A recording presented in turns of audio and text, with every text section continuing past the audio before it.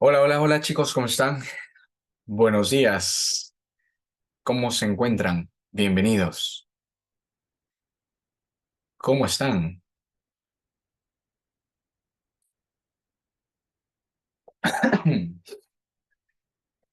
Buenos días, buenos días. ¿Qué tal? ¿Cómo estás, Marcelo? Adrián, ¿cómo estás? Buenos días. Viviana, ¿cómo estás? Buenos días. Bienvenidos. Vamos conectándonos. Muy bien. Vamos conectándonos para poder comenzar nuestra sesión del día de hoy.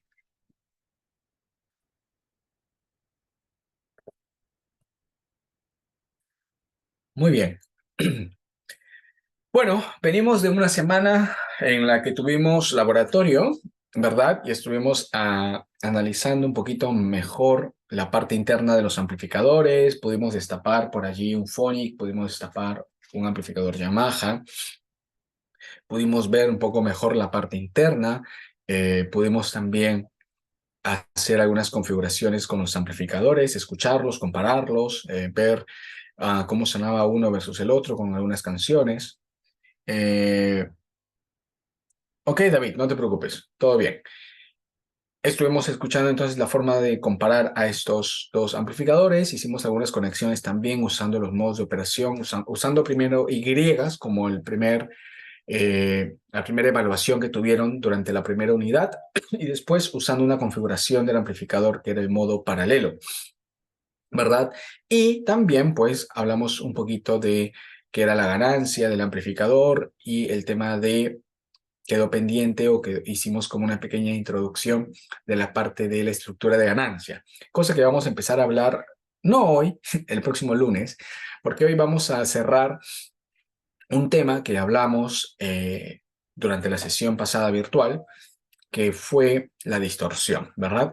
Y vamos a terminar, vamos a cerrar ahora con distorsión. Vamos a hablar de algunos puntos interesantes sobre ello, que es una característica importante de los amplificadores. Puntualmente vamos a hablar de la distorsión no lineal. Vamos a mencionar la distorsión que existe por intermodulación y vamos a mencionar también la distorsión armónica, que son las dos principales distorsiones no lineales que nos van a estar eh, interrumpiendo en el momento que nosotros hagamos cualquier amplificación en cualquier dispositivo de audio. Y con esto cerraremos esta parte de distorsión y la próxima semana ya empezaremos a hablar un poco más de las características de los amplificadores y vamos a retomar allí esta parte de la ganancia, la sensibilidad, la potencia y otros datos bastante interesantes a la hora de diseñar una cadena de audio. Ok, pero hoy vamos a centrarnos en distorsión y vamos a culminar con esta parte de distorsión, ¿ya? Así que voy a compartir mi pantalla para poder comenzar. Muy bien, voy a poner la cámara por aquí y el chat por acá.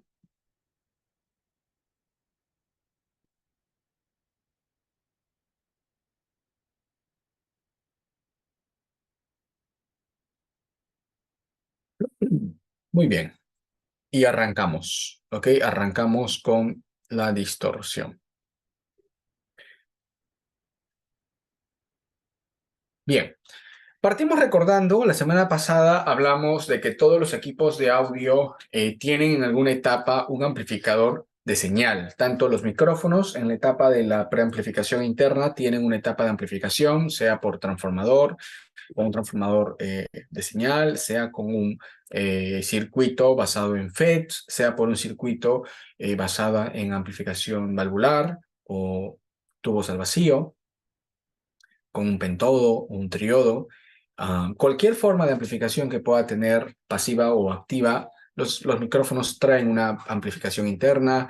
Los preamplificadores como tal son amplificadores evidentemente de señales. En una mezcladora hay etapa de amplificación, en un ecualizador, en un compresor y obviamente en un amplificador de potencia tenemos amplificación. Así que mencionamos básicamente que todos los equipos de audio con los que trabajamos hay una etapa de amplificación y por ende hay un factor o una función que puede generar distorsión. Mencionamos que la distorsión era cualquier alteración que puede sufrir nuestra señal al pasar por un sistema, pero que esa variación no era igual para todas las frecuencias de nuestra señal de entrada. Es decir, que la variación no era lineal, sino que dependía la salida directamente del valor de entrada que podamos tener, sea frecuencialmente hablando o sea por nivel de amplitud.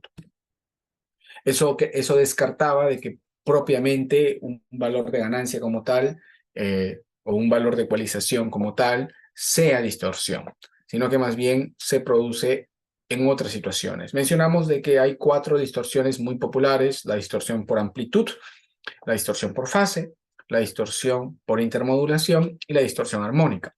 Hablamos un poco la semana pasada de la distorsión de amplitud, hablamos de la famosa saturación y de la limitación también, ¿no?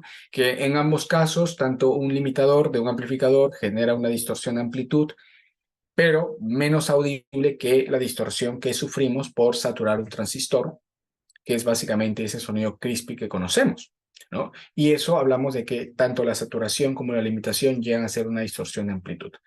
Bueno, la distorsión de fase es algo que ustedes conocen también porque seguramente en cursos como procesadores de audio han analizado un poco más el impacto que tiene el uso de filtros dentro de una cadena de mezcla o una cadena de audio.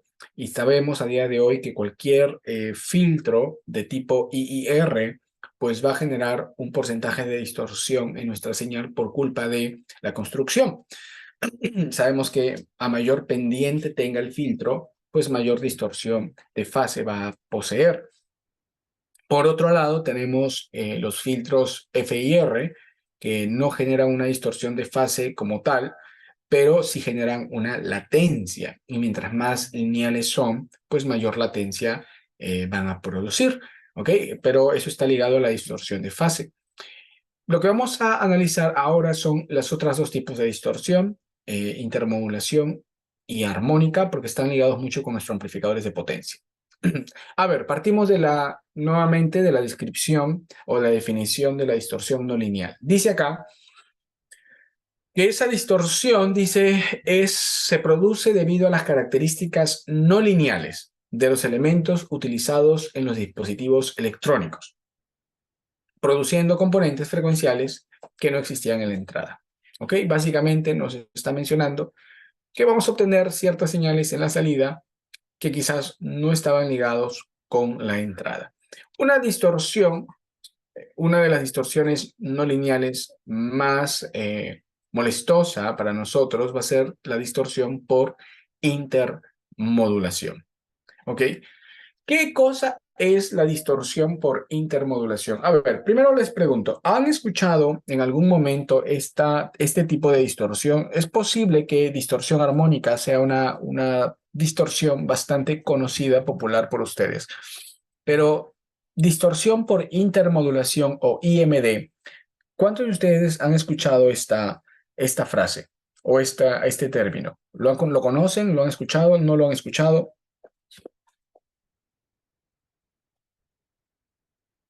Ok, César, tú sí has escuchado el término IMD. ¿Quién más? Yajaira, ¿no? Ok. ¿Quién más ha escuchado el término distorsión por intermodulación?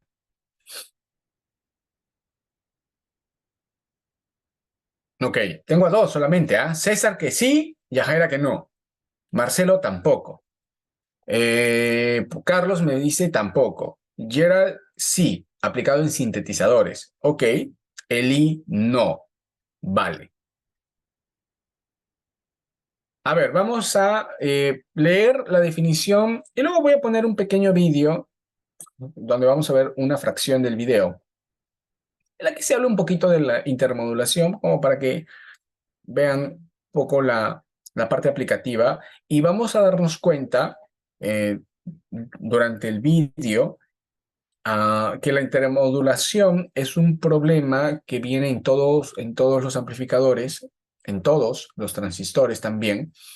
Eh, Solo se puede mejorar cambiando la calidad, la construcción del transistor y es un problema que sobre todo molesta a los de radiofrecuencia, ¿ya?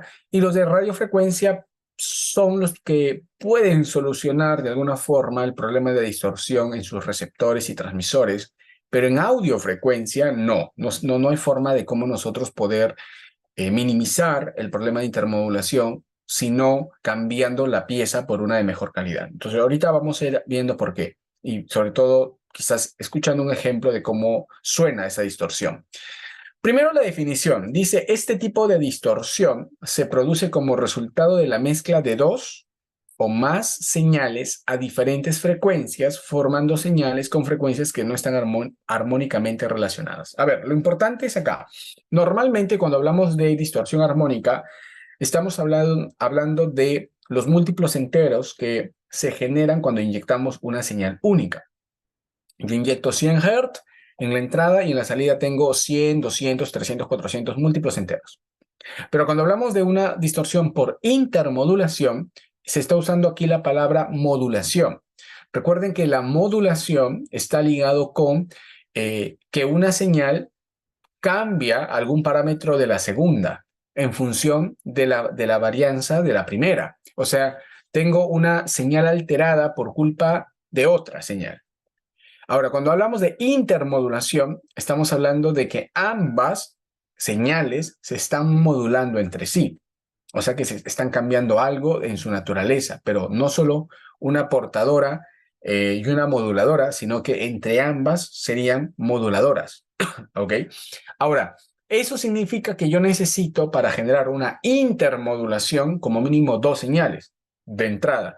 Esas dos señales no tienen por qué estar relacionadas armónicamente. Es decir, yo cuando inyecte dos señales, cualquiera, 100 Hz y de pronto 330, no tiene nada que ver armónicamente con 100 Hz. Yo inyecto dos señales y si el amplificador no tuviera distorsión por intermodulación, en la salida debería haber 100 y 330 amplificados. Pero el problema de la intermodulación que sucede en todo amplificador, en todo transistor, es que a la salida voy a empezar a ver una serie de componentes frecuenciales que no están relacionados todos armónicamente con las señales de entrada, sino que corresponden a una combinación, a una suerte de combinación matemática que vamos a ver en un momento, que sucede dentro del transistor por su composición y su característica de diseño. ¿Ya? ¿Cómo se suele ver esto? Se suele ver así, déjenme poner una imagen, más o menos se suele ver así, unos componentes que salen a los costados, o más arriba, o más abajo, que no corresponden a la señal. Ahorita vamos a ir al video para tenerlo más claro. Ahora, dice acá, se refiere a la aparición en la salida del amplificador de frecuencias no correlacionadas armónicamente con la señal de entrada. Es decir, no son múltiplos enteros de esta. Este problema aparece tanto en audiofrecuencias como en radiofrecuencias, pero el mayor problema lo tenemos en audiofrecuencias porque no hay una forma tan fácil de poder eliminarlo. ¿Ok? El concepto es este, entonces. Voy a poner aquí una ilustración muy básica. El concepto es, tenemos el amplificador, que recuerden que un amplificador sería un f de x, ¿no? Tenemos un f de x, va a multiplicar, va a amplificar. Entonces, de pronto tú inyectas una señal e inyecto otra señal. Dos señales diferentes, F1 y F2. ¿Ok? Entonces, yo en la salida, yo estoy inyectando esto.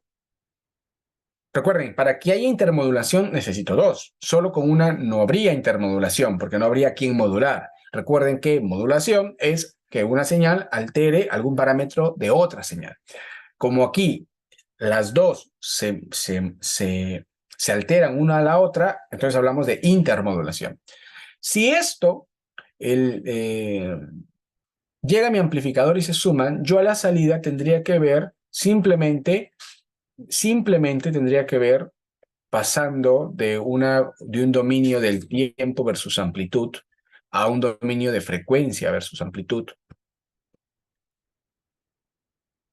Tiempo versus amplitud. Pasamos a un dominio de frecuencia versus amplitud. Tendría que ver quizás a F1 y a F2 amplificado. Si el sistema funcionara así, entonces no tengo yo distorsión por intermodulación. Pero el problema es que van a empezar a aparecer aquí unos componentes frecuenciales a la salida, ¿ok? Que no son armónicos de forma directa de las frecuencias de entrada. Esta distorsión, o sea, estos componentes frecuenciales que aparecen a la salida por culpa de estos dos componentes de entrada, es lo que nosotros llamaremos IMD o Intermodulation Distortion, distorsión por intermodulación. ¿Ok? ¿Qué valores tienen esos componentes? ¿Cómo afectan? ¿Cómo suenan? Vamos a verlo en un ratito. Pero primero quiero saber si el concepto básico está claro. ¿Por qué se produce? Se produce por el comportamiento natural que tienen nuestros transistores y los amplificadores en línea general. O sea, es un comportamiento, es una característica de su funcionamiento. Para poder eliminarlo, se necesita construir un dispositivo con mejor linealidad, esto en su temperatura, esto en sus niveles de corriente, esto en sus componentes de conducción, ¿ok? O sea, está ligado directamente a la calidad del componente, de su construcción. Mientras mejor sea su calidad, menor intermodulación va a tener. Y obviamente esto lo hace más costoso, correcto. Ahora, partimos de que si un componente tiene poca intermodulación, un amplificador no usa un componente, usa varios componentes. Por lo tanto, tener en un solo equipo muchos componentes con su valor de intermodulación bajo lo va a volver un amplificador o un producto costoso. ¿Ok? El problema de la intermodulación, y ahorita vamos a verlo, es que en audio no lo puedo quitar. O sea, no hay una forma electrónica de filtrarlo, o que aparezca y quitarlo. Eso tiene que ver con el ruido de piso. Eh, Tiene que ver con el ruido, pero como ruido, normalmente nosotros lo vamos a llamar a cualquier señal que no pertenece a las señales de entrada, no lo consideramos parte del ruido de piso. Hay una medición que lo suma con el ruido de piso. El ruido de piso es el ruido que hace la corriente interna por circular dentro del equipo. O sea, recuérdate que el ruido está ligado al movimiento. Si yo me muevo, genero ruido. Tac, tac, tac. Los electrones, al moverse dentro del circuito, generan ruido. Mientras más electrones se muevan dentro del circuito, más ruido generan, ¿no? Eso está ligado con el ruido de piso. Esto no, pero sí se puede sumar al ruido de piso. ¿Por qué? Porque si tú desapareces la señal de entrada, desaparece las frecuencias de salida y la intermodulación. Entonces no lo puedo considerar ruido de piso, porque el ruido de piso se mide incluso sin inyectar nada. O sea, el ruido de piso se dice, ¿cuánto estás inyectando? Nada. ¿Cuánto te sale? Tanto. ¿Y por qué te sale tanto si no inyectaste nada? Ah, eso es el ruido de piso. ¿Me entiendes? ¿Ok? Ahora, si yo inyecto dos señales, deberían salir dos señales, pero si salen dos señales más un montón de frecuencias raras, eso es intermodulación, porque esas frecuencias raras que han salido han sido productos de las dos de entrada, pero no son armónicos, sino que obedecen a una serie matemática que ahorita la vamos a poner en pantalla. ¿Ok? Pero quiero saber si por lo menos este concepto está claro. Sí, Adrián, excelente. ¿Los demás? Carlos. Ok, por cierto, Carlos, te extrañamos en el laboratorio el lunes pasado, igual que a usted, señorita Viviana. Ok, ok, Yajaira. Vale, Diclen también, estamos bien. Ok, con esto en mente, por favor, vamos a visualizar el primer video. El primer video es de un amigo que habla un poco lento, es un amigo, sí, pues que no habla tan... Vamos a verlo. Vamos a tratar de prestar atención. Vamos a ver la mitad del video, que es donde habla un poco más de la intermodulación. Luego empieza ya a mostrar algunos ejemplos eh, de la parte radial, porque esto es más importante en radio, y luego vamos a ver cómo lo aplicamos a lo nuestro, ¿ya? Vamos a prestar atención. Es un video no muy largo. Ok, Intermodulación y rango dinámico en receptores de radio. vale. ¿Sí se escucha? Vamos a ver solo la primera parte de intermodulación. Lo del rango dinámico y receptores no es tan importante para nosotros en este momento. Eso seguro lo van a ver en el curso de radiofrecuencia. ¿Ya? Entonces, solamente vamos a ver la primera parte del vídeo que va a hablar de intermodulación. Prestemos atención, por favor. Quiero hablar en este video acerca de estos conceptos, pero específicamente me interesa el tema de los receptores. Bueno, los receptores de radio tienen componentes de amplificación y un amplificador ideal es uno que sea lineal. Lineal como el que se muestra en este esquema. Aquí hay una señal de entrada en el receptor y una señal de salida después de un proceso de amplificación. Por ejemplo, aquí hay una magnitud de entrada y dos magnitudes de salida. 2 de entrada, 4 de salida, 3 de entrada, 6 de salida. Entonces hay una amplificación de 2 por 2. Y lo más importante, este es un amplificador lineal. ¿Por qué? Porque tenemos una recta acá. ¿Cuál es el problema? Que en la vida real los amplificadores lineales realmente no existen. Lo que se va a producir es intermodulaciones. Y eso es lo que quiero comentar a continuación. En la vida real, ningún amplificador que se le llama lineal es realmente perfectamente lineal. ¿Por qué? Porque los componentes activos sobre el cual está construido este amplificador no son lineales. Ningún transistor realmente es perfectamente lineal. Hay unos que son un poco más lineales que otros y eso tiene impacto en el precio, la calidad del transistor y probablemente en el consumo de energía. Entonces hay un trade-off. El punto es que estos sistemas, cuando son no lineales, van a generar armónicos. Estos armónicos y la distorsión que generan, que se llama distorsión de intermodulación, son interferencias que se generan internamente, dentro del receptor, no es por ruido externo. Hay bastante literatura, yo puse aquí algunas fuentes que utilicé de internet, pero hay mucho. Aquí lo que tengo es nuevamente voltaje de entrada, voltaje de salida. Y aquí tengo una transformación que es no lineal, claramente es no lineal, ¿cierto?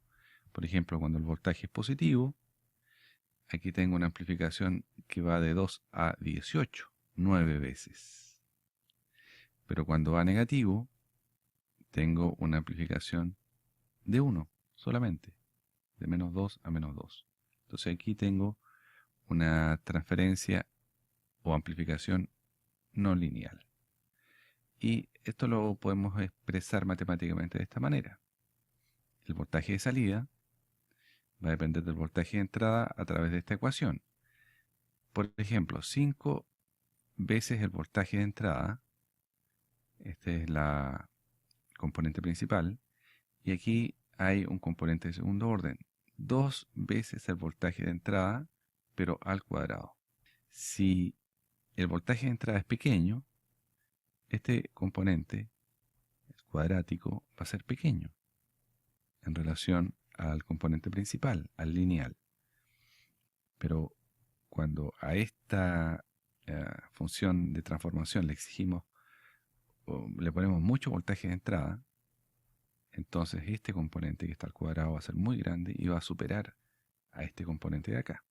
Gráficamente puede ilustrarse de esta manera. Esta es la entrada, va por ejemplo de 2 a menos 2 y a la salida va de 18 a menos 2. Es el mismo esquema que estamos presentando acá, pero en forma de sinusoidales. Entonces esto claramente es no lineal. Esto también puede verse acá. Aquí hay una señal de entrada perfectamente sinusoidal y aquí está la de salida amplificada y aquí ya vemos que no es tan bien formada y que hay unos componentes planos. Veamos el concepto de intermodulación o distorsión de intermodulación o simplemente intermodulación.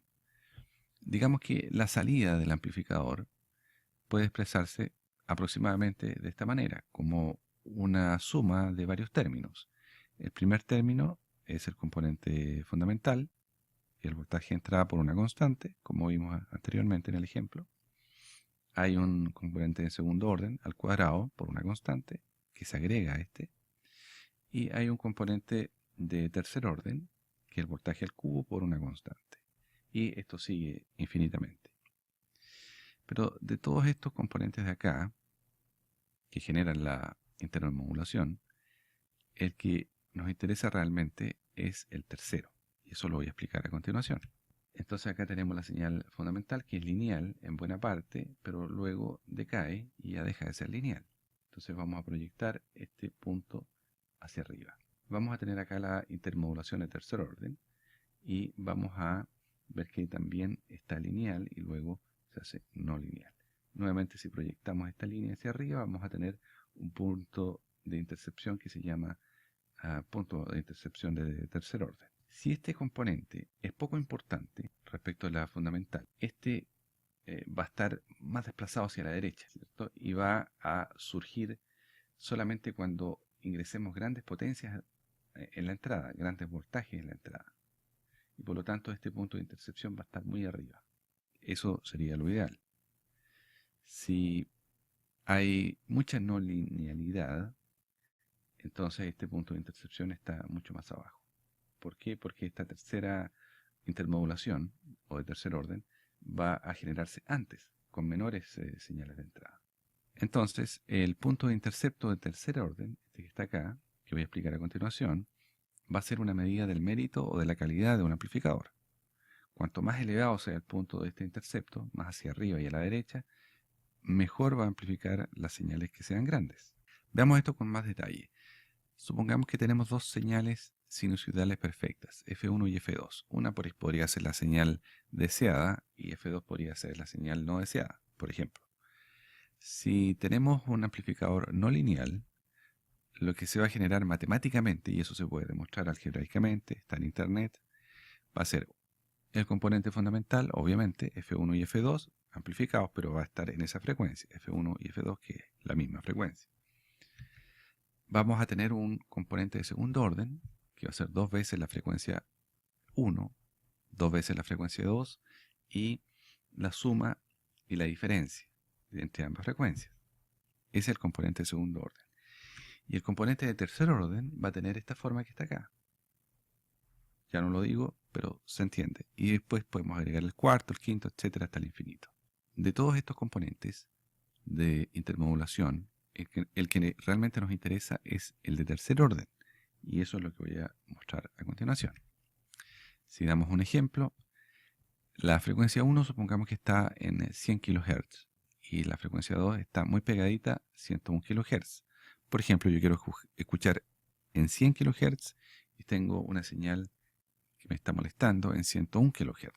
Entonces, si yo desarrollo los cálculos anteriores de los componentes de intermodulación, voy a ver que el componente de tercer orden, en este caso, se genera en 99 y en 102, muy cerquita de la señal original que yo quiero.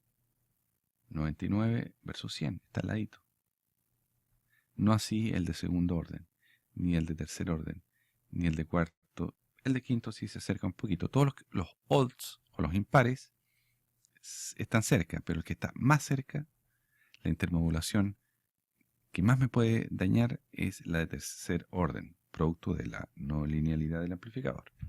¿Cómo llego al 99? Bueno, 2 por la frecuencia 1 menos la frecuencia 2, esto que está acá, sería 2 por 100 menos 101, 99.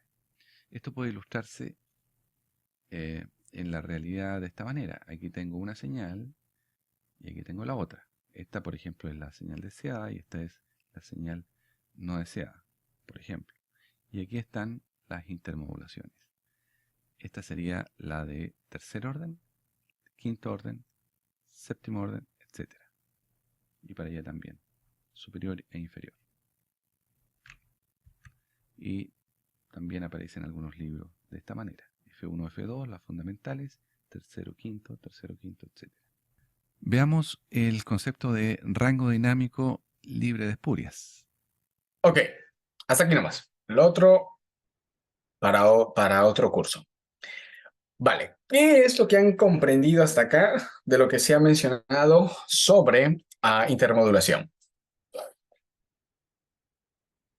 Y esta imagen me sirve un montón.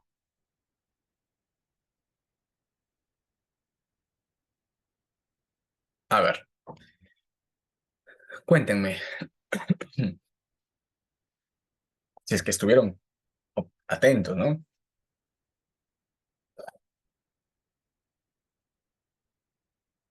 ¿Qué me pueden decir de intermodulación?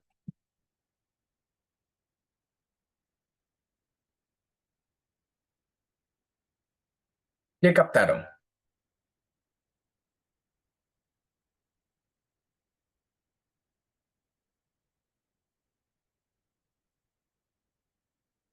¿Qué captaron?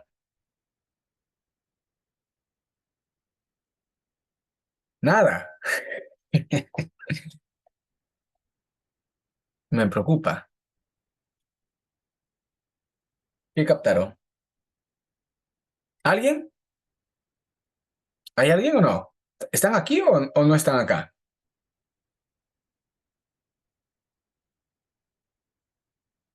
Sí están, pero no captaron. A ver, miren, lo que está pasando aquí es lo que expliqué aquí. La intermodulación, la intermodulación básicamente habíamos dicho que es estas frecuencias que aparecen en la salida cuando inyectamos dos señales de entrada, pasando por la función de amplificación f de x. Ok, f de x. Lo que básicamente nos está comentando en el video es que estas funciones, primero explicó un poquito también lo que era los sistemas no lineales. Esto está ligado o sea, estas frecuencias que aparecen aquí están ligadas por esta serie m por f1 más menos n por f2. ¿Qué cosas es el valor n y m? Está ligado con el orden de la intermodulación que tú quieras calcular. A ver, por aquí me ha puesto Carlos lo siguiente. Al inyectar dos señales sinusoidales se busca la no linealidad del amplificador porque a la salida la frecuencia resultante está muy cerca de la que inicialmente ingresamos. Correcto. Buen punto, Carlos. Yajaira pone que la distorsión de tercer orden es la más relevante. Correcto, Yajaira. Muy bien. Ambos comentarios están muy bien escritos. Importante es pensar en esto. Esta de aquí es básicamente la secuencia matemática que me da las diferentes frecuencias por intermodulación. ¿Cómo se debe interpretar esto?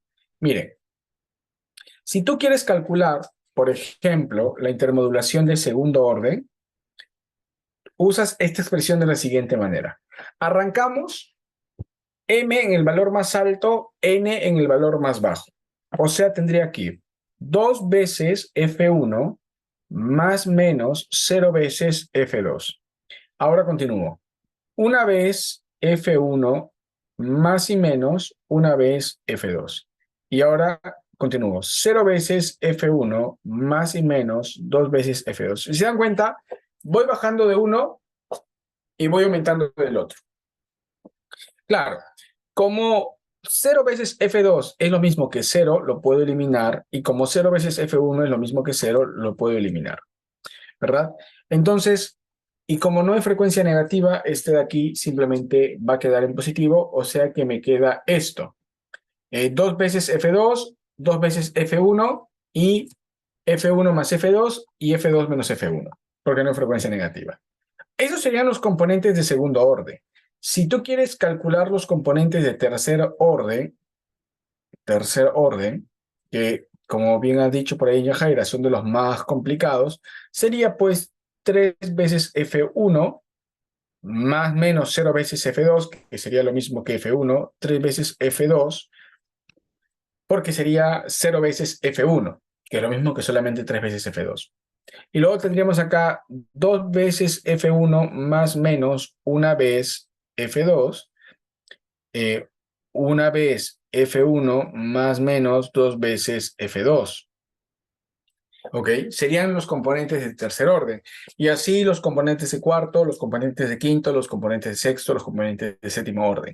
El tema aquí es interesante, que a medida que el orden de los componentes aumenta, y esto lo podemos ver también en nuestra diapositiva, a medida que el orden de los componentes aumenta, miren, tengo acá componentes de segundo orden, componentes de tercer orden, la amplitud de esos componentes va siendo cada vez más pequeño. Por eso que ya de tercer orden tenemos un valor que todavía molesta, pero cuarto orden, quinto orden, sexto orden, cada vez es tan bajito la amplitud de esos componentes que puedo ir descartándolos. Ahora, ¿por qué la intermodulación de tercer orden es fastidioso? Bueno, justamente como dice Yajaira, porque son las frecuencias que están más cerca de las frecuencias de entrada. Ahora, aquí partimos o nos dividimos entre lo que es radiofrecuencia y audiofrecuencia. Pensemos por un momento solo en radiofrecuencia, ¿ok? Hasta aquí me captan de dónde salen los componentes de la intermodulación, ¿verdad? Esto sí lo captan.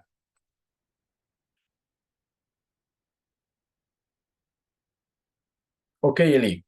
Ya, perfecto. Entonces, este segundo componente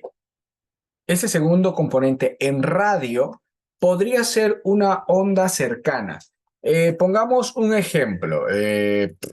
Voy a poner acá Shure PGX SM58 Dual. Por ejemplo, imaginen este sistema de aquí. Esto es un sistema, eh, este es un sistema de un inalámbrico que tiene dos canales y tiene dos micrófonos. Cada micrófono que tú tengas en este sistema dual, cada micrófono va a tener una frecuencia. O sea, esto, una frecuencia para transmitir el micrófono A y otra frecuencia para transmitir el micrófono B. Al final son radiofrecuencias. El problema es que están dentro de un mismo aparato que va a amplificar las señales. Y ¡jua! Lo va a enviar. ¿Ok? Lo va a enviar.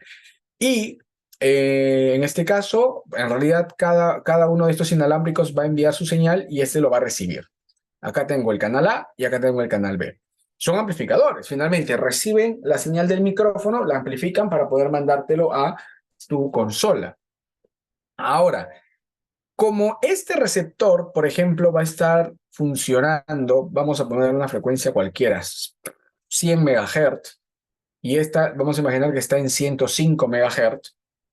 Entonces tú dices, oye, uno está en 100 y el otro está en 105. Pero esta antena, que está configurada para que llegue 100, también va a estar recibiendo 105.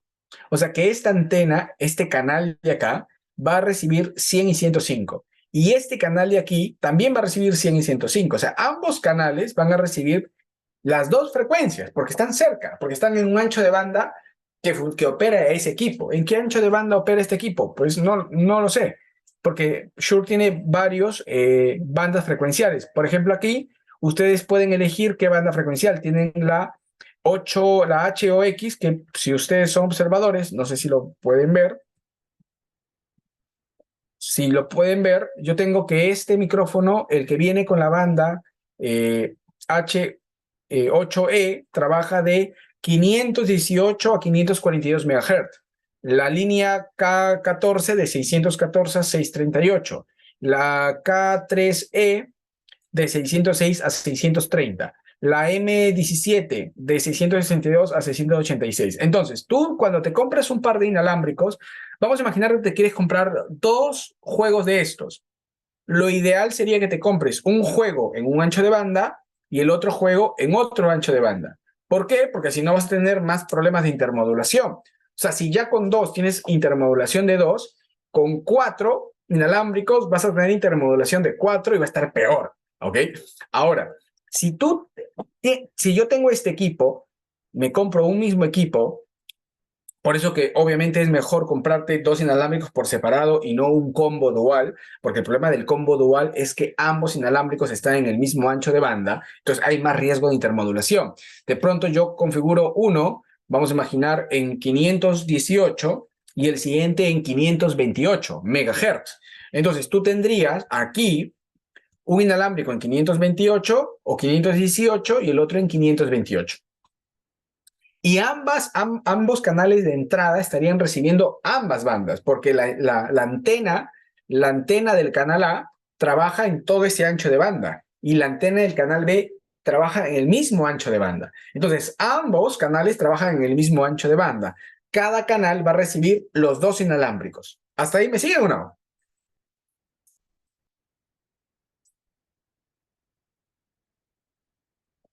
Vale, ahora sí, ok, por lo menos Adrián y Yajaira me siguen. ¿Los demás en qué andan? Dice Carlos, en micrófonos inalámbricos de un solo canal, el ancho de banda es configurable. No, el ancho de banda viene de fábrica. Lo que es configurable es la banda de transmisión. Perdón, la frecuencia de transmisión. Tú tienes un ancho de banda. En este caso, el ancho de banda es de 518 MHz a 542. Si yo cambio de ancho de banda, por ejemplo, me compro el S8, este es de 828 a de 823 a 832 MHz. Ese ancho de banda viene de fábrica. Lo que tú puedes elegir es la frecuencia en la que transmites. Normalmente te dan 10 frecuencias para transmitir dentro del ancho de banda que te ofrecen. ¿Ok? ¿Sí? Si tú te compras por separado, lo mejor sería que te compres uno, por ejemplo, en el K14 y el otro en el M17. De tal manera que tienes dos inalámbricos que están trabajando en dos anchos de banda totalmente diferentes. Entonces, tienes mucho menos riesgo de que exista una intermodulación entre ellos. ¿Ok? Si alguien no sabe de esto, se va a comprar dos igualitos, dos K14, que sería lo mismo que comprarse un micrófono dual como este. Este es un micrófono dual donde ambos están en la banda del K14. Y si alguien no sabe inalámbricos, se podría comprar 4 en la misma banda K14. Entonces, de pronto tienes a un señor, ¿no? Vamos a imaginar que yo me compré 4 Shure BLX288, los 4 en K14, y siempre estoy sufriendo con la interferencia. Y de pronto te pregunto, oye, ¿tú también tienes BLX? Sí, tengo BLX. ¿Qué tal? Muy bien. ¿Nunca se te cruzan? No, todo bien. O sea, a mí siempre se me cruzan. ¿Así? ¿Y cómo has hecho tú? No, bueno, es que yo me compré 4, pero me compré los 4, cada uno está en un ancho de banda diferente. Entonces, maximizo la interferencia entre micrófonos. No quiere decir que no se te vayan a cortar, porque tú estás independizando los micrófonos, pero en esas bandas puede ser que haya un walkie-talkie, puede ser que haya una radio, puede ser que haya un teléfono, puede ser que haya una antena de una transmisión de algo. Entonces, el hecho de que lo independices entre micrófonos no te garantiza que ya no haya interferencia, pero sí te minimiza el riesgo de interferencia. ¿Me entienden? Ok, perdón, ok. Aquí se usa 698 a 800 MHz, ¿cierto? Ya, aquí tenemos un ancho de banda en el que podemos usar, no todas las bandas pueden entrar, pero aquí, si no me equivoco, entran hasta 4 anchos de banda diferentes, ¿vale? Ok, lo que quiero que capten ahorita es si yo tuviera un micrófono dual en el que tengo dos inalámbricos en el mismo ancho de banda. ¿Estamos bien ahí o no? Ok, si sucediera eso, en cada receptor tengo este problema. Entonces, cuando lleguen esas dos frecuencias, una vez que lleguen, aparece la intermodulación en el amplificador. Y entonces aparece toda esta serie de combinaciones. Y aparecen todas esas frecuencias a los costados. Si además de que ya de por sí el amplificador tenía que recibir una y ahora recibe dos porque tienes otro micrófono, pero además estas dos se intermodulan y te generan una serie de frecuencias alrededor, todas esas frecuencias alrededor se convierten al final en interferencia. Entonces, mientras más intermodulación tenga tu amplificador de RF, más interferencia tendrás. Y mientras menos intermodulación tengas, menos interferencias tendrás. Esto que aparece a los costados sería ruido RF, lo que está alrededor. Entonces, tu antena le va a costar más identificar quién es la señal porque tiene un montón de ruido alrededor saliendo por intermodulación. Entonces, lo que dice en el video y en lo que continúa cuando dice el rango dinámico útil o libre de espurias, que se habla aquí en el video, está justamente ya hablando de ese dato, cómo se mide ese dato, que finalmente es una relación en decibeles, donde nos va asegurando qué tan abajo está esas espurias o ese ruido generado por la intermodulación dentro de nuestro equipo. ¿Vale? ¿Se entiende? O sea que en el caso de nuestros sistemas inalámbricos, esa intermodulación se va a ver reflejado en interferencias y ruido RF. ¿Se capta o no? Y la intermodulación de tercer orden es problemática porque es la que se genera más cerca de las señales originales. ¿Me siguen o no?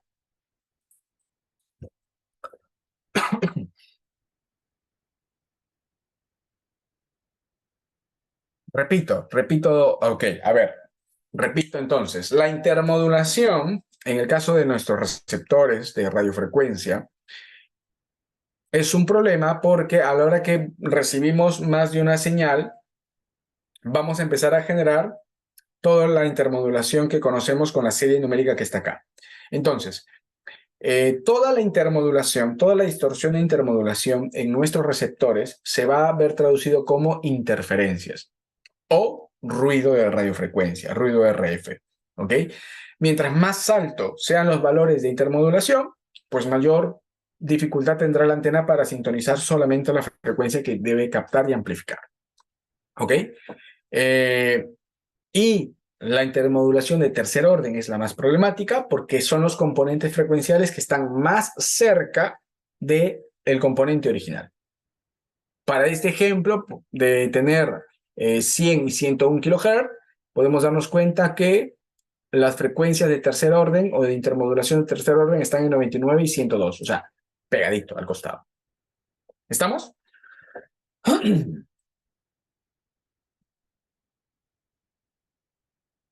¿Sí? Perfecto.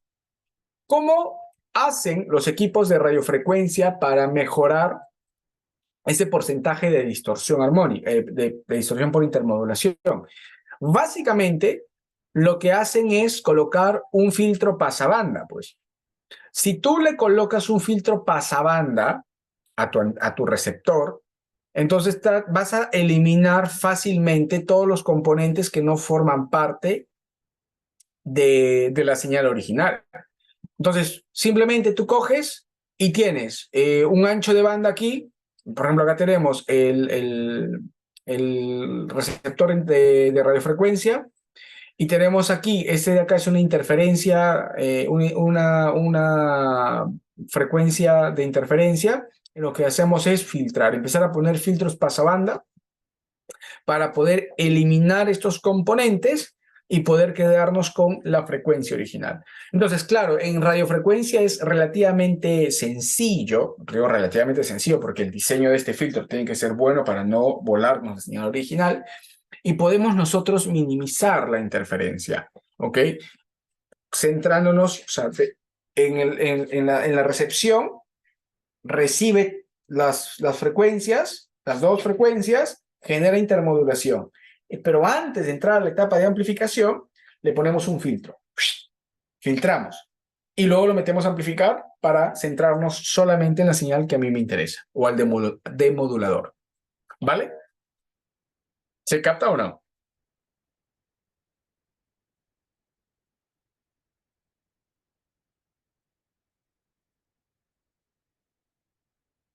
Ok.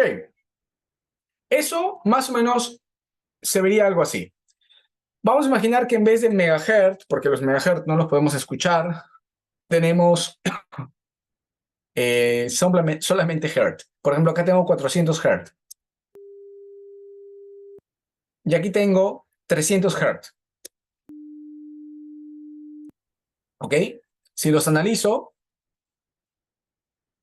¿no? Por ejemplo, pongo analizar, análisis de espectro, podemos darnos cuenta de que tengo acá 400 hertz solito. Ahí está. 300 hertz, porque estoy analizando 300 hertz, y ¿Ok? ¿Dónde está la X? Acá. Y acá está 400 Hz. Analizar, análisis de espectro, aquí está, 400 Hz, solito, tonos puros.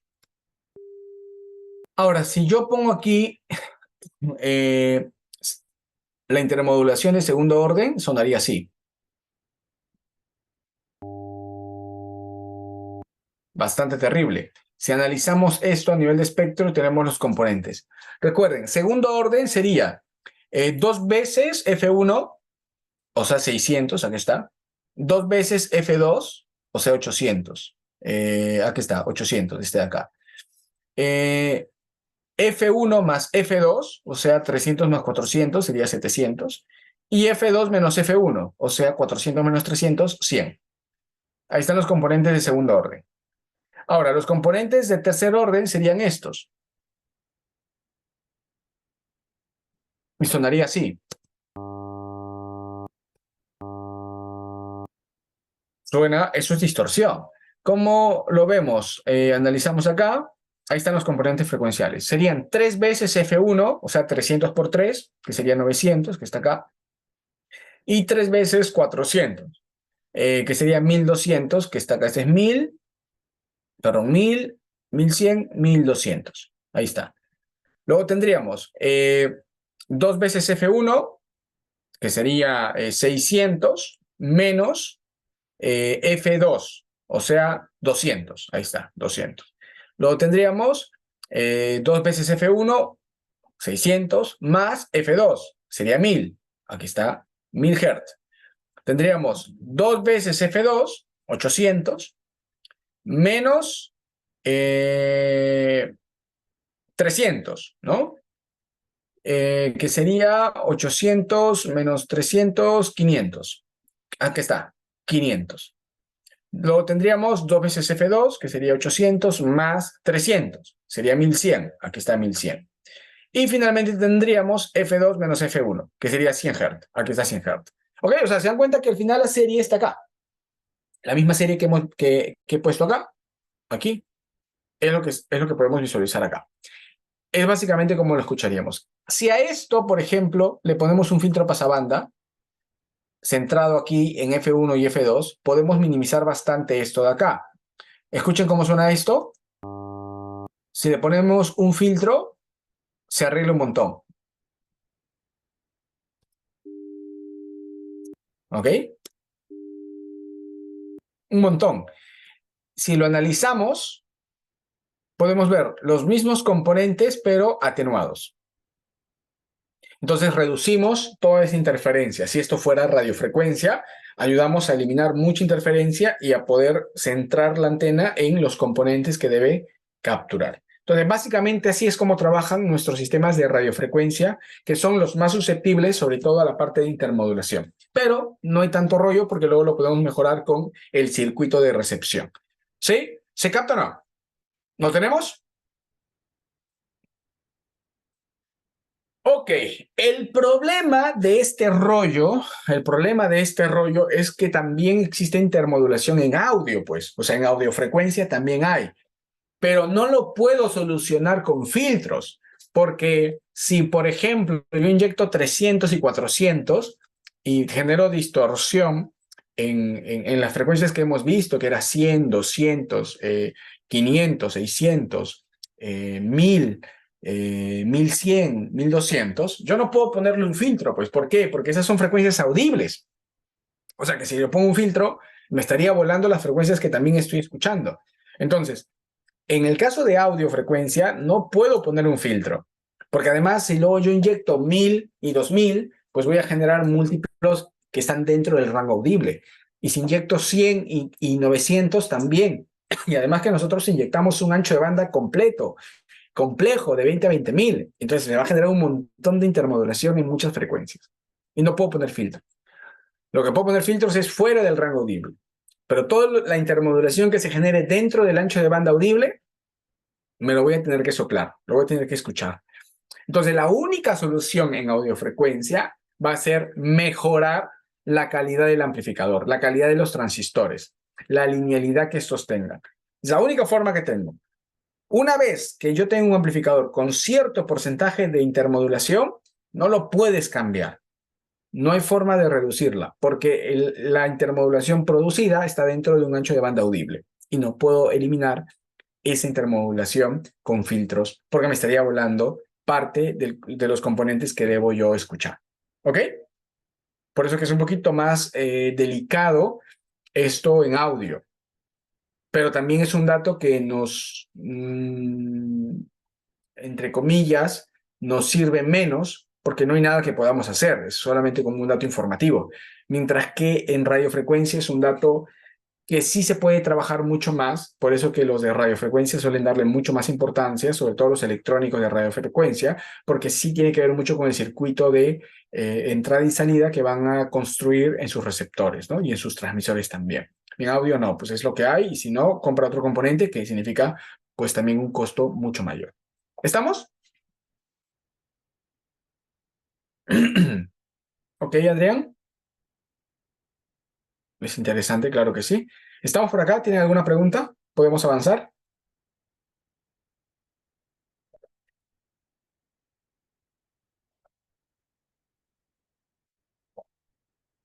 Avísenme, por favor, en el chat. Por ejemplo, ¿no? En los amplificadores de Crown, ¿no? Donde teníamos aquí el dato de IMD, ¿no? Aquí nos dicen intermodulación, ¿no?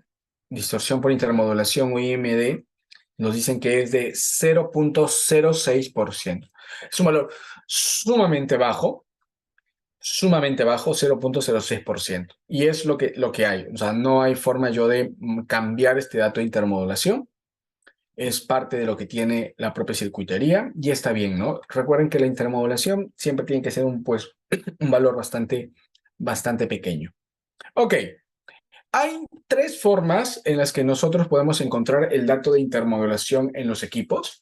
Los dos más usados en audio es sobre todo el SMPTE y el DIM. ¿Ok? Uno está ligado más con, entre comillas, la parte musical, el otro es un dato un poco más frío. Y el UITR se usa mucho más en transmisores de radio. Ahora, todos se pueden usar en audio y todos se pueden usar en radio, pero las marcas normalmente suelen entregar más el dato de audio en SMPT. Algunos amplificadores también lo incluyen en DIM.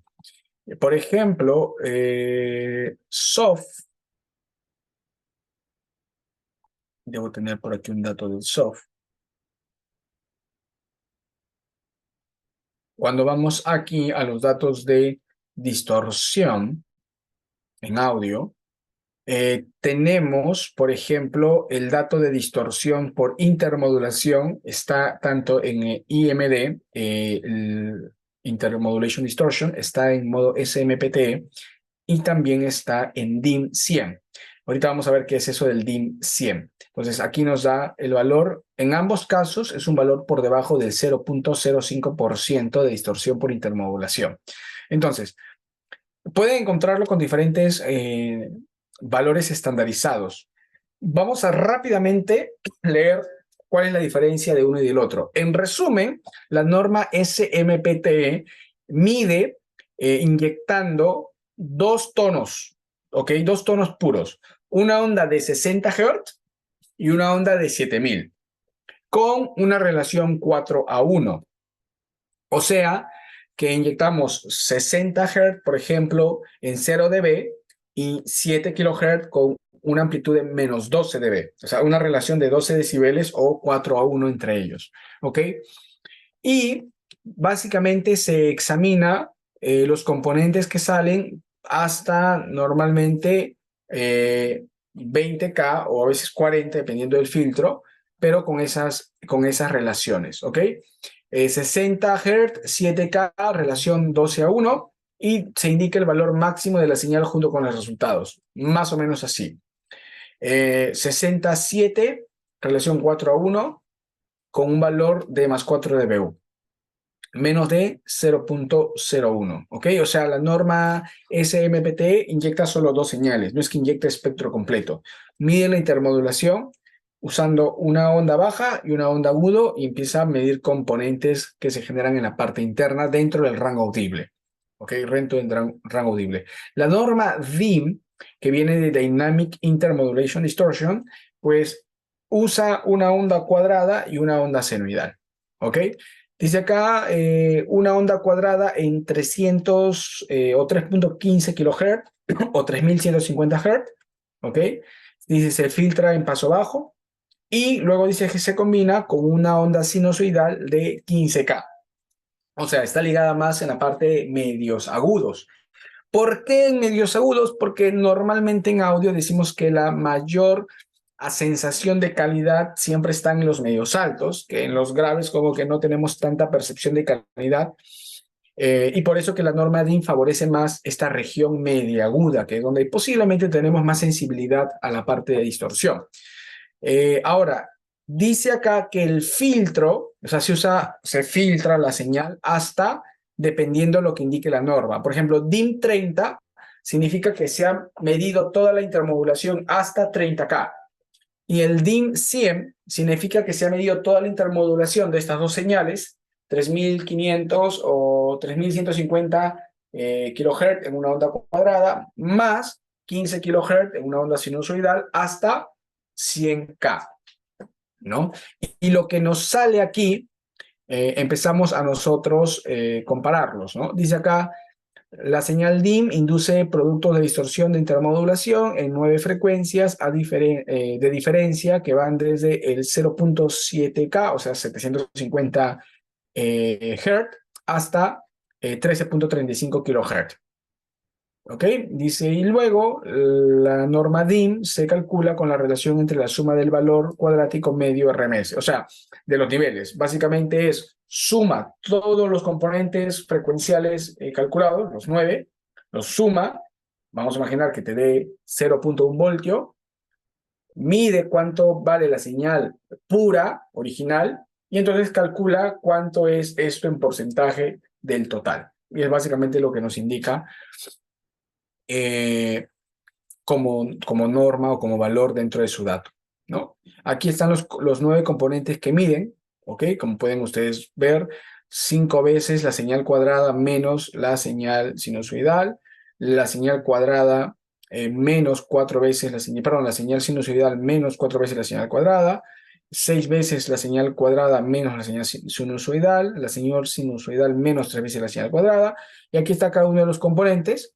Cada componente nos da esta frecuencia de aquí, o sea, nos mide el componente en 750 Hz, en 2.4, en 3.9, en 5.55, 7.05, 8.7, 10.20, 11.85 y 13.35.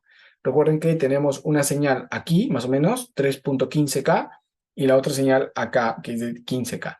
Entonces, esta norma prioriza la distorsión por intermodulación en la zona media alta, ¿ok? Media aguda, en la región más sensible para nosotros, la norma DIM. La norma SMPTE no, coge un tono grave, 60 Hz, un tono agudo, 7K, y nos saca todos los componentes dentro del ancho de banda de 20 kHz que se producen por estas dos frecuencias, una grave y una aguda. Entonces, ambos podríamos nosotros tener en algunos equipos. Los preamplificadores suelen trabajar principalmente con norma SMPTE, los amplificadores de potencia también, pero algunos suelen incluir la norma DIM. La norma UITR, esta de acá, se usa bastante más para receptores de radiofrecuencia porque normalmente se usan tonos separados por un K. O sea, normalmente esta norma trata de inyectar dos señales que estén muy cerquitas y medir todos los componentes que hay alrededor.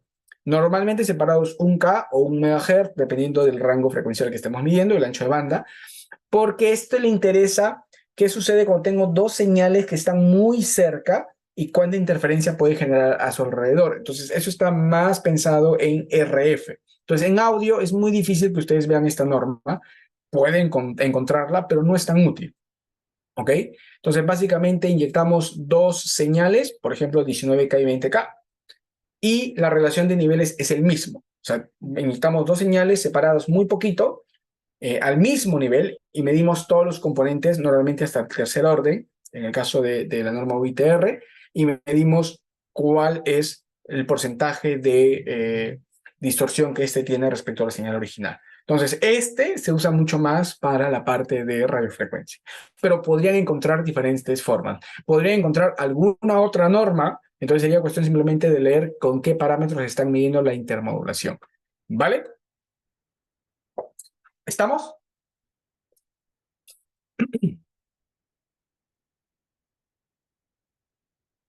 Chévere. Igual, si alguien pues, necesita saber más después, podemos conversarlo o leer un poquito más, ¿ya? Porque es un poco más profundo, pero por tiempo estoy avanzando rápido. Ok, vamos con distorsión armónica. Distorsión armónica es algo que sí nos afecta más porque es un poco más musical y es un valor que muchas veces lo usamos como coloreo de la señal. Y nos puede aportar en algunas oportunidades pues ciertas características sonoras. ¿Qué es la distorsión armónica? La distorsión armónica es muy fácil de resumirla porque es básicamente todos los componentes frecuenciales que son múltiplos enteros de una señal de entrada. O sea que para medir distorsión armónica no requerimos meter varias señales, basta con meter una señal, la señal de prueba, normalmente un K, y empezamos a medir todos los componentes frecuenciales que tenemos en la salida, que son múltiplos de la entrada, pero que no hemos inyectado en la entrada. Es básicamente eso, ¿ok? Es bastante más sencillo para nosotros. ¿Qué es un múltiplo entero? Pues eso, un número que no tiene fracción. 2, 3, 4, 5, 6, pero no un número con fracción o decimal, ¿no? 2.6, 3.4, ¿verdad? Eso ustedes felizmente es un concepto que lo tienen más arraigado. ¿Cómo se mide esta distorsión armónica?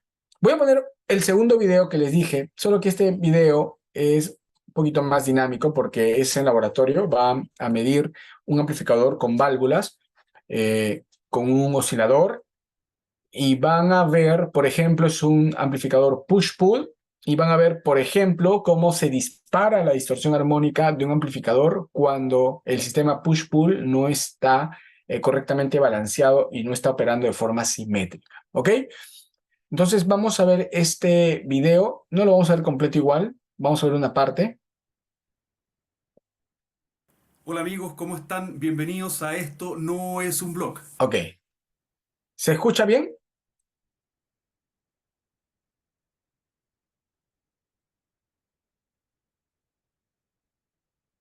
Señores.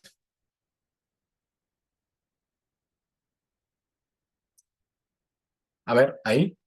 Este video hoy día yo creo que califica como uno de los más ñoños. ¿Sí? ¿Se escucha? Vale. A ver, vamos a observar parte de ello. Por favor, traten de mirarlo porque esto no vamos a poder hacerlo en la práctica nosotros, en un laboratorio. Entonces, traten de ver cómo es la medición del THD. No es muy complicado, pero igual miren el proceso. De todos los tiempos. Porque voy a mostrarles cómo se mide la distorsión armónica total con aparatos análogos. ¿Qué se utiliza para medir la distorsión armónica total? Necesitan un medidor de distorsión. ¿Ya? Existen aparatos que son como específicos de la línea digamos, de medidores de distorsión. Y hoy en día ya los análogos en el fondo se ven poco y hay incluso multímetros que miden distorsión armónica total. Ahora, ¿cuál es el problema con los aparatos digitales? Que tienen un rango dinámico bastante bajo. Pero cuando uno ya quiere irse al detalle, a la cosa chica, pequeña, ¿no es cierto? Necesita algo análogo. Ahí lo tenemos, este es el HP Hewlett Packard 3580A. Es un analizador de espectro full análogo. Claro que obviamente el control y todo lo de la pantalla, digamos, es digital. Es decir, tiene un registro, digamos, donde va guardando los valores que va midiendo, pero toda la parte de medición, digamos, el oscilador en sí, digamos, es análogo. Entonces tiene un rango dinámico más o menos alto. Si ustedes se fijan ahí, básicamente te dice la frecuencia, ¿no es cierto?, con respecto a la amplitud, o la amplitud con respecto a la frecuencia. Te dice en el fondo cuál es la amplitud de cada uno de los armónicos. Entonces uno regula la amplitud de tal forma que la fundamental de lo que está midiendo llegue justo al techo y puede medir los armónicos. está puesto en 20 kHz.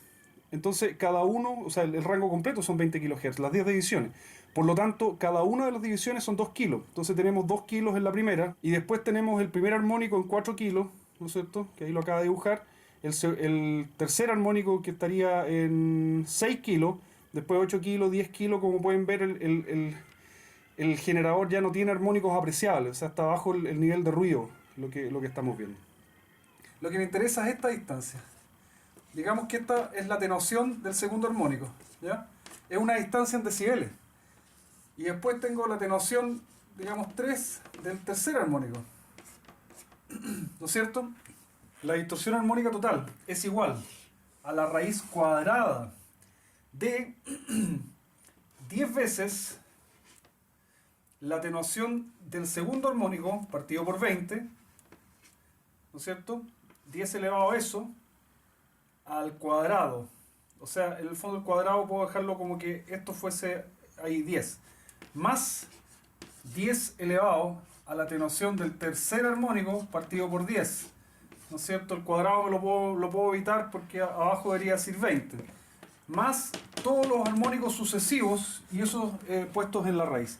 Y eso me da un valor en ppm. En partes por millón en el fondo. Ahí tengo conectado un amplificador y estoy metiéndole el generador por el loop. Y lo tengo conectado al dummy load y la salida del dummy load la tengo conectada a el analizador de espectro. Ahí está el amplificador. Y a pesar de que no estamos a toda potencia, la simetría de la señal hace que el segundo armónico sea bastante alto, en menos 25 decibeles. El tercer armónico está bastante más bajo, en menos 50, y todos los demás de orden superior están pasaditos los 70 decibeles. Entonces, para todos los casos prácticos, basta con calcular este, ¿no es cierto? Y tal vez el tercero, que está un poquito más abajo todavía, para tener una estimación de la distorsión armónica. En este caso, menos 25 decibeles deben ser como unos 5,5, 6% de distorsión armónica total. Ya, bastante. Ahora ustedes dirán, pero ¿cómo tiene un amplificador que tiene tanta distorsión armónica? Bueno, no es que los amplificadores en general hagan tanta distorsión armónica, pero fíjense en la forma de onda. La forma de onda está muy asimétrica. Es decir, el semiciclo negativo es mucho más grande que el positivo, y eso es porque este es un amplificador de 50 watts y tiene solamente 2 tubos de potencia. Y uno de los tubos de potencia yo recientemente lo cambié por uno nuevo y el otro es viejo. Entonces el nuevo probablemente está tirando más que el viejo, o al revés, digamos, no son iguales. Entonces cuando los tubos son matchados, tienen matching, ¿no es cierto? Son igualados entre ellos, tiran lo mismo para arriba y para abajo. Entonces eso reduce mucho el segundo armónico. Bueno, la señal de un amplificador, sobre todo puesto a alta potencia, y sobre todo si tiene o el bias bajo o si tiene un tubo muy distinto a los otros, los tubos no están macheados, en general tiene componentes armónicos que se pueden ver claramente en el analizador de espectro. Pero ¿qué pasa si es que metemos una señal que no puede verse ningún tipo de componente porque todos los componentes están más abajo de 90 decibeles? Veamos qué pasa así. Bueno, la señal que yo propongo es la de mi oscilador de ultra baja distorsión. Entonces ahora vemos claramente que no hay absolutamente ningún armónico visible. Tenemos nuestra fundamental de 2 kilos y no hay ningún armónico visible, ni el segundo, ni el tercero, ni el cuarto. ¿Por qué? Porque estos son 90 decibeles de rango dinámico y todos los armónicos están abajo de 90 decibeles. Estamos acercándonos, o sea, probablemente estamos en el triple cero de distorsión armónica total. Entonces, ¿qué hace uno cuando tiene que medir una cosa así? Bueno, se remite a este aparatillo de acá. Un filtro de ranura pasivo, ¿ya?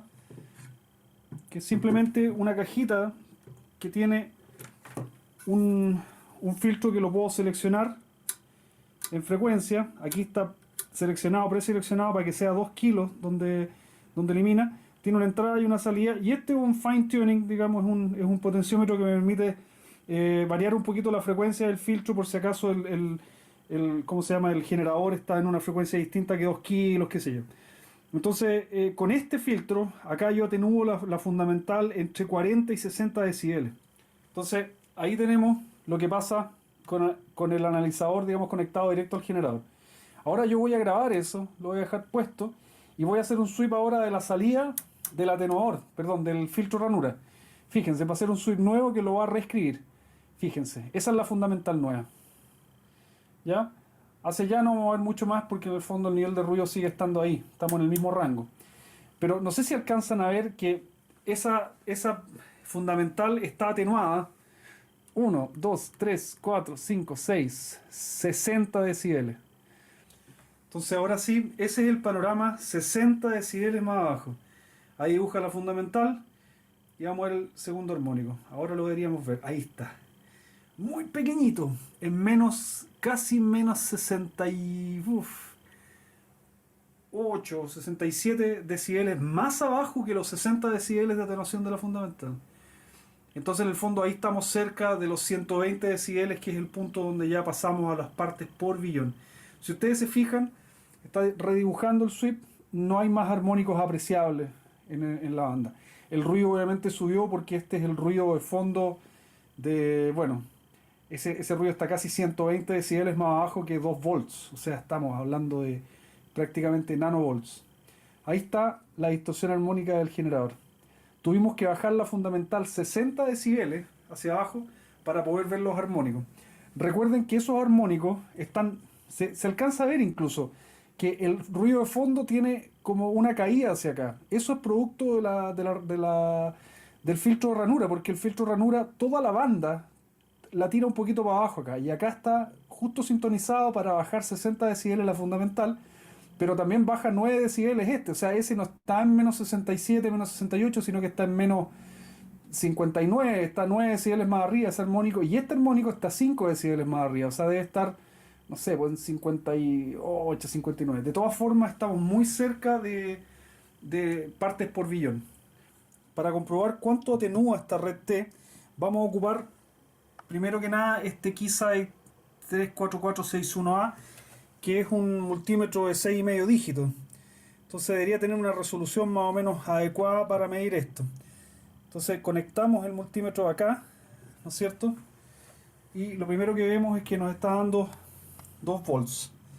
¿Ya? Entonces yo podría hacer la medición en volts también al otro lado, ¿no es cierto? Pero es preferible hacerlo al tiro en decibeles, porque esto me deja trabajar en decibeles. Entonces yo le puedo decir que me muestre los decibeles. Vamos a irnos a decibeles y vamos a aprenderlo. Entonces me lo da en decibeles con una cierta referencia. Yo puedo hacer que la referencia sea exacta. Entonces en el fondo dejo 0 decibeles como el voltaje de la entrada de la red T. Y ahora veo el voltaje de la salida. Entonces ahora tengo la red T conectada ahí y el multímetro me dice claramente que son 61,74 decibeles lo que atenúan. Es decir, acá entra 0, acá estamos en menos 61,74. Más que lo que me decía el analizador.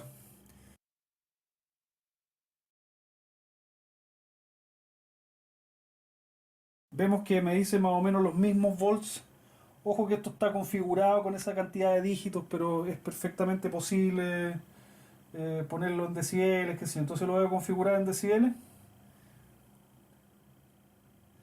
Le digo unidades y al tiro directamente decibeles. Me convienen más los decibeles porque al final en la fórmula los decibeles son más fáciles de meter. Entonces estoy ahí. Me dice que son 6,23 decibeles con la referencia que tiene. Pero yo quiero que esa sea la referencia de una nueva medición. Entonces lo dejo en 0. Y ahora conecto la salida de la red Twin T y me debería mostrar el resultado en decibeles. Hay que cambiar el rango porque no está en cambio de rango automático. Entonces primero me muestra cualquier cuestión, cambio el rango y ahí me dice menos 61,32. Un poquito más cerca de lo que mostró el analizador originalmente. Ya, a modo de mega comparación tengo también este Heathkit, que es un multímetro RMS del año La Pera, a tubo, que la verdad mía está súper abajo. Entonces si ustedes se fijan aquí, me fui al rango más modesto de todo. Hay que pegarle para que funcione. Y si ustedes se fijan, me dice que tengo ahí más o menos 1,7 milivolts más o menos, ya en ese rango. El multímetro me dio 1,7 milivolts y estábamos entrando con 2,1 más o menos. Eso es lo que me mostraba. Si yo saco 20 decibeles de ese número me da la atenuación. Me dice que son menos 61,8 según el multímetro análogo. Entonces ahí tengo cuatro referencias para, para calcular la atenuación. ¿Ya? Entonces ahora que tenemos cuatro métodos diferentes, el que es solamente visual, estos dos que son de alta precisión y este que es análogo y que me están dando todos más o menos el mismo rango, uno puede tener más o menos certeza de que probablemente el analizador, por una cosa visual, digamos, no llega exactamente a los 61 decibeles. Y este de acá que tiene un poquito menos ruido que este, tal vez en el fondo me muestra una diferencia menor. Este que tiene bastante poco ruido también, pero está bajo los 61 la atenuación de la fundamental. Y eso es lo que hay que ocupar para calcular la distorsión armónica total.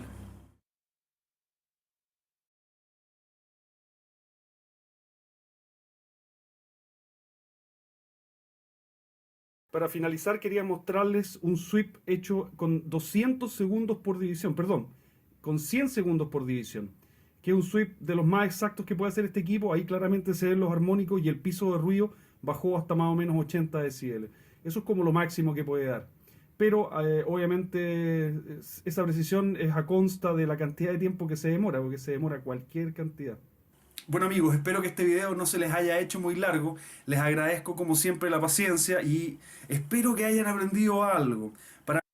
Ok, a mí este video me encanta porque es muy práctico y tiene muchos métodos. ¿Qué tal? ¿Qué les pareció?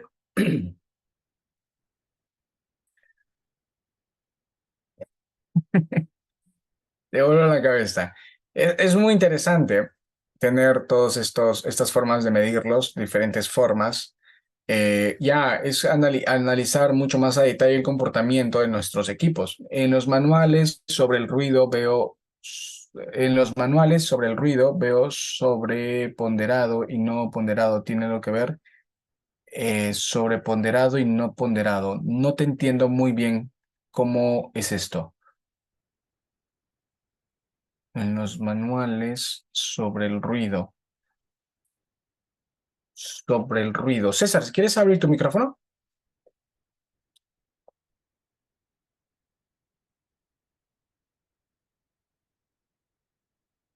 Cuando hablas del ruido, ¿te estás hablando de que del ruido de fondo de un equipo?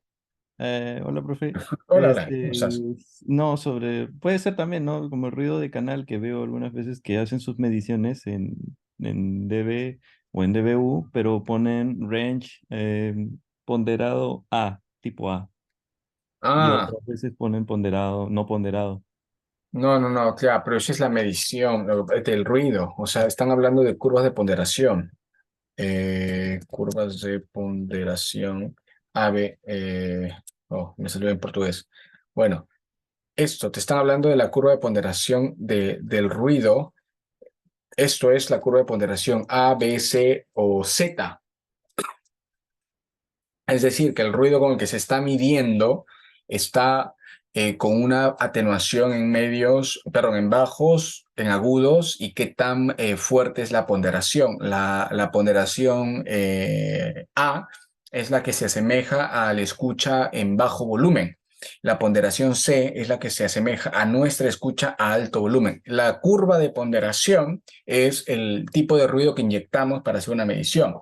Evidentemente, si yo mido el ruido con una curva de ponderación A, si yo mido el ruido con una curva de ponderación A, que es, por ejemplo, la que tiene más atenuación de bajos, y el mayor ruido de mi equipo es un hum, me va a salir que el nivel de ruido del canal es más bajo porque he filtrado más frecuencias. Y si yo uso DBZ, que es sin ponderación, es totalmente plano, el nivel de ruido del equipo me va a quedar más alto. Pero lo que tú estás midiendo es nivel de ruido del equipo. Y eso puede medirse con una curva de ponderación en la señal de prueba.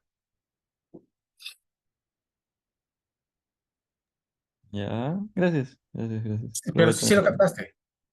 Sí, sí. ¿Tiene algo que ver con las curvas de Fletcher-Monson? Claro, o sea, es básicamente resumir la curva de audición humana en tres curvas, de decir bajo volumen, medio volumen y alto volumen. Sí, eso es lo que he estado leyendo en Doctor Pro Audio. No lo sé, seguramente, no sé qué artículo en puntual has estado leyendo, pero el Si no ruido lo de... mando el link de lo que he estado leyendo. Está bien, pero no confundir. Una cosa es el ruido de fondo de un equipo. Lo que es ruido equivalente eh, de un equipo tiene que medirse con una curva de ponderación en muchos casos, ¿ya? Ponderaciones, ya es lo mismo. A ver, ¿qué has mandado? Ponderaciones, curvas A, B, C, Z, claro.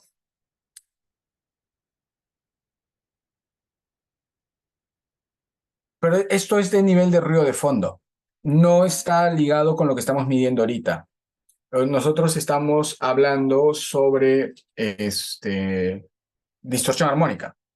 O sea, lo que se está midiendo acá, aquí los componentes frecuenciales que se están midiendo acá, estos de aquí son, incluso cuando midió el amplificador, acá donde se ve mucho más fuerte, esto es por inyectar una señal. El ruido de fondo de un equipo está siempre. Así no inyectes nada, está generando un ruido el equipo. Ese ruido se puede medir plano, sería con lo que se conoce como ponderación Z, o podría tener alguna filtración de bajos y agudos, que sería la ponderación A, B o C. ¿Ya? Ah, Sí ya, lo gracias. Solo preguntaba nada más si tenía algo que ver nada más. Ya, claro. En corto sería no. No, Ya, está no bien. tiene que ver. No, estamos hablando aquí de otra historia. Pero, ¿qué va a pasar? Mira, hay otra medición. ¿Dónde estamos? Hay otra medición que es esta, que se llama THD más N. O sea, en algunos equipos, sobre todo previos, puede ser, y amplificadores también, puede ser que tengas el dato de THD más N. THD más N es la distorsión armónica total medida como la hemos medido, más el ruido de fondo. ¿Ok? O sea que en la medición de THD más N se suma la distorsión armónica más cualquier otro ruido que pueda tener el equipo, incluyendo algún zumbido, alguna filtración RF, hasta IMD, o, por ejemplo, el ruido de fondo que puede tener el equipo, o sea, el noise, que puede tener una ponderación. Eso, o sea, si el dato del fabricante dice THD más N, entonces significa que está considerando todos los ruidos.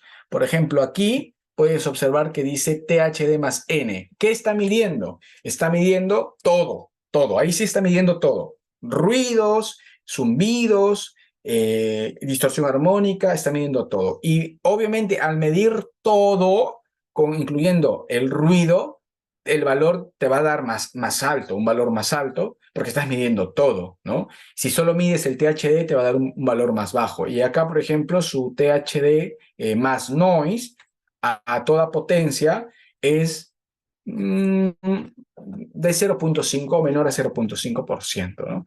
0.5%. ¿Ya? Eso es lo que nos dice aquí el fabricante, el THD más noise. Aquí, por ejemplo, puedes observar que no dice THD más noise, solo es THD purito en el caso del Crown. Es THD a full potencia de 20 a 20.000. ¿Cuánto es el THD? 0.35. Entonces, este THD no es lo mismo que este THD de acá. Son diferentes. Este THD de aquí, ¿no?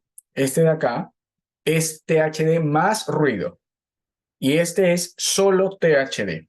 Esto se mide como en el vídeo, ¿ok?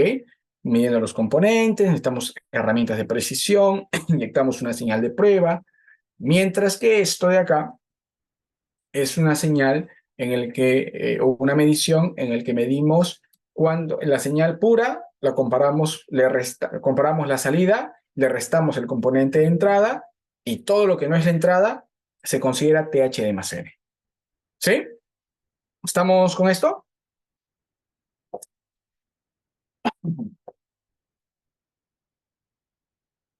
¿Qué tal? Todos los demás. ¿Cómo vamos con esto?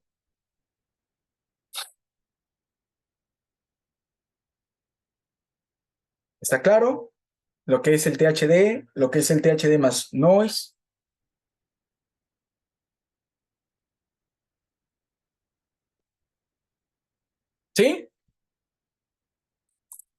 Preguntas.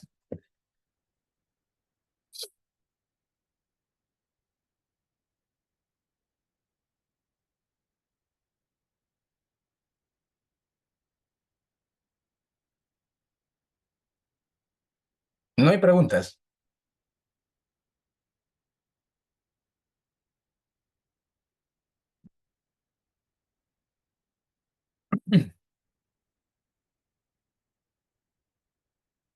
Ok, voy a asumir entonces que está clarísimo, pues entonces.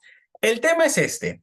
Ojo, toda distorsión que estamos hablando aquí, sea por IMD o sea por THD, o sea THD más noise, es importante pensar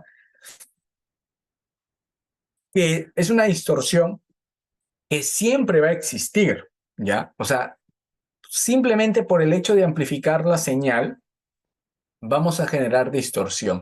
Y esto es algo que vamos a empezar a analizar a partir de la próxima semana, por ejemplo, en otras características como la etapa de potencia. Si ustedes ven aquí, dice potencia de salida, y por ejemplo, nosotros vemos que este amplificador en 8 ohms, con una carga de 8 ohms, genera 2700 watts.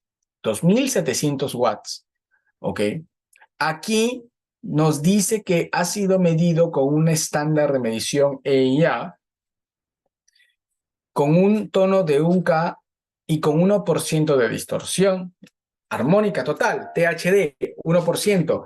Ahora, lo que nos está mencionando aquí entonces el amplificador es que cada vez que ustedes amplifiquen algo y sobre todo en este caso puntual, cuando tú lleves el amplificador a su máxima potencia, que será 2700, en su máxima potencia, la señal va a estar siempre con ese 1% de distorsión. O sea, por cada 100 watts, 1 watt es distorsión.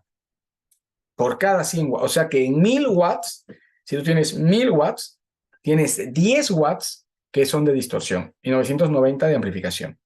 O sea que en 2000 tú tienes 20 watts que son distorsión. No es poca cosa, ¿ok? No es poca cosa.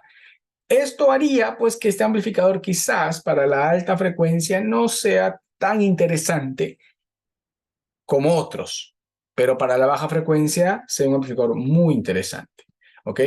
Y por ejemplo acá, cuando habla de potencia, ¿no? Acá hablamos de potencia, no dice nada, no dice nada puntual. Hay que abrir ya su manual donde nos especifica que esta potencia está siendo tolerada con cierto porcentaje de distorsión. Entonces, vamos a profundizar las próximas semanas cómo interpretar este dato de distorsión siempre que estemos hablando de la potencia de salida de un amplificador. No podemos independizarlos y hay que ser muy conscientes de que a medida que aumenta la potencia en un amplificador, aumenta la distorsión.